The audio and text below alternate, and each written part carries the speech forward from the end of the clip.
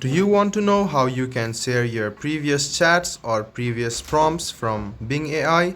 If yes, then this video is for you. Hello and welcome to AI Basics. It's your host back again with yet another interesting tutorial video. In this video, I'm going to show you how you can share your previous prompts to your friends using Bing AI. Go ahead and open Bing, which is on your phone, and tap on Copilot. Now tap on the three lines which you can see on the top left hand corner and click on the chat which you want to share.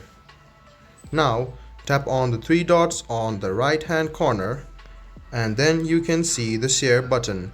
Now click share and then you can see that the link has been copied to the clipboard.